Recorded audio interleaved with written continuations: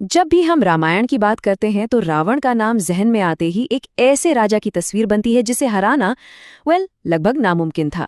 लंका का वो 10 सिरों वाला राजा जिससे देवता तक कांपते थे।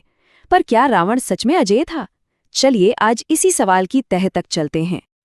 हम सब जानते हैं कि रावण का अंत प्रभु श्री राम के हाथों हुआ, पर वो तो कहानी का आखिरी अध्याय था। उससे पहले भी कुछ ऐसे जबरदस्त योद्धा हुए जिन्होंने रावण को न सिर्फ हराया बल्कि उसे बुरी तरह धूल चटाई। तो कौन थे वो? आइए इस राज से पर्दा उठाते हैं। देखिए, रावण की शक्ति कोई मजाक नहीं थी। वो एक महान विद्वान था, एक शक्तिशाली योद्धा और शिव का बहुत बड़ा भक्त भी। उसकी पहचान ही उसकी ताकत और उसका घमंड था, और इसी घमंड ने उसे कई लड़ाइयां तो जिताईं, पर यही घमंड उसके पतन की वजह भी बना। तो हमारी लिस्ट में पहला नाम आता है किष्किंधा के राजा बाली का। हुआ यूं कि रावण अपनी ताकत के नशे में चूर पूरी दुनिया को जीतने निकला था और उसका अगला निशाना थे राजा बाली। लेकिन रावण एक बहुत बड़ी बात से बिल्कुल अनजान था, बाली की असली ताकत के राज से। बाली को एक बहुत ही अनोखा वरदान मिला हुआ था। वो ये कि अगर कोई भी उससे लड़ने आएगा तो उसकी आधी ताकत सीधी बाली के अंदर चली जाएगी।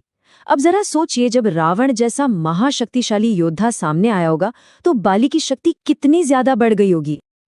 और हुआ भी ठीक ऐसा ही। रावण, जिसे इस वरदान के बारे में कुछ पता नहीं था, पहुंच गया बाली से लड़ने। जैसे ही लड़ाई शुरू हुई, रावण की आधी ताकत बाली में समा गई। अचानक से कमजोर पड़ चुके रावण के लिए बाली को हराना नामुमकिन हो गया, और बाली ने उसे बड़ी ही आसानी से हरा दिया। और ये कोई ऐसी वैसी हार नहीं थी। बाली ने रावण को अपनी बगल में दबाया और कहते हैं कि इसी हालत में उसने चारों समुद्रों की परिक्रमा की। सोचिए, लंका के उस महान राजा के लिए इससे बड़ा अपमान और क्या हो सकता था।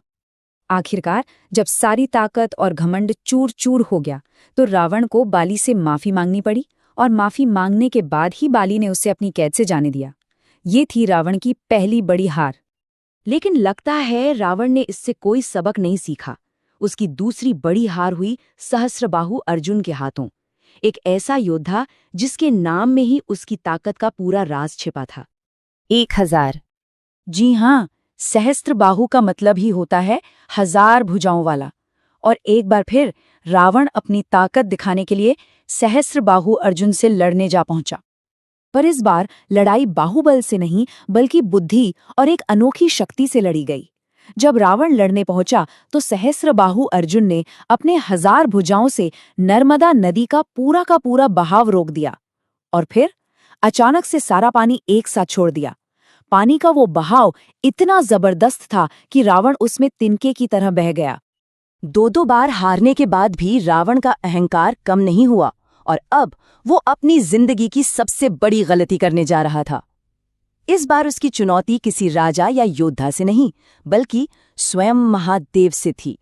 अपने घमंड में पूरी तरह अंधा हो चुका रावण सीधा कैलाश पर्वत पहुंच गया महादेव से युद्ध करने, और उस समय भोलेनाथ गहरे ध्यान में लीन थे। मतलब ये रावण के अहंकार का चरम था। शिव का ध्यान तोड़ने के लिए रावण ने कोई छोटी मोटी कोशिश नहीं की, बल्कि उसने अपनी पूरी ताकत लगाकर कैलाश पर्वत को ही जड़ से उठाना शुरू कर दिया। यह उसकी शक्ति तो दिखाता था, पर उससे कहीं ज्यादा उसके विनाशकारी अहंकार को दिखा रहा था। अब जरा यहाँ ताकत का ये फर्क देखिए। एक तरफ रावण अपनी पूरी शक्ति से पहाड़ उठा रहा है, और दूसरी तरफ भगवान शिव का जवाब। उन्होंने बस अपने पैर के एक अंगूठे से पर्वत पर हल्का सा वजन डाल दिया, और बस इतना ही काफी था। शिव के अंगूठे के उस हल्के से भार से ही रावण के हाथ कैलाश पर्वत के नीचे कुचल गए, और वो दर्द से चिल्लाने लगा। तब जाकर उसका घमंड टूटा और उसने महादेव से माफी मांगी। तो इन 3 कहानियों में बाली, सहस्त्रबाहु अर्जुन और भगवान शिव, इन सब में कॉमन बात क्या है? इन सब में रावण की हार का असली कारण आखिर था क्या? इन सभी हार के पीछे सिर्फ एक ही कारण था, रावण का खुद का अहंकार। उसने बाली के वरदान को समझा नहीं, सहस्त्रबाहु की शक्ति को कम आंका और महादेव की दिव्यता को चुनौती दे डाली। वो अपनी ही ताकत में इतना अंधा हो गया था कि उसे अपने सामने कोई और दिखता ही नहीं था। तो अंत में ये सवाल सोचना लाजमी है क्या रावण का सबसे बड़ा दुश्मन कोई और नहीं बल्कि वो खुद था? उसका अपना अहंकार, ये विश्वास कि उसे कोई हरा ही नहीं सकता। शायद यही उसकी असली और सबसे बड़ी